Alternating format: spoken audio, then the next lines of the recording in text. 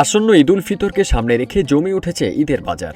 Shopping mall থেকে শুরু করে ফুটপাত সবখানেই এখন ক্রেতাদের উপচে পড়া ভিড়। রমজানের 18তম রোজা চললেও ঈদের এখনও প্রায় 12 দিন বাকি। তবুও আগে ভাগেই পরিবার পরিজন নিয়ে কেনাকাটায় ব্যস্ত হয়ে পড়েছেন বিভিন্ন শ্রেণী পেশার মানুষ।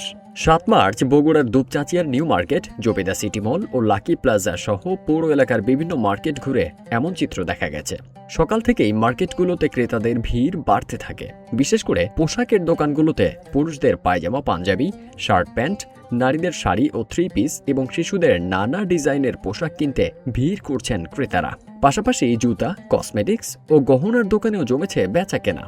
তবে কিছু ক্রেতার অভিযোগ, ঈদকে সামনে রেখে অনেক দোকানেই পোশাকের দাম কিছুটা বেশি রাখা হচ্ছে। এদিকে সাম্প্রতিক সময়ে ছিনতাইয়ের আতঙ্ক থাকায় অনেকেই দিনের বেলায় কেনাকাটা করতে স্বাচ্ছন্দ্য বোধ করছেন। পরিস্থিতি বিবেচনায় মার্কেট এলাকায় নিরাপত্তা ব্যবস্থাও জোরদার করা হয়েছে।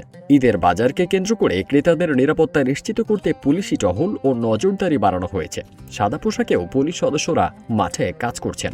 সব মিলিয়ে ঈদের আনন্দকে ঘিরে দুপচাঁচিয়ায় শপিং মল থেকে ফুটপাত সবখানেই এখন জমে উঠেছে কেনাবেচা আর উৎসবের আমেজ।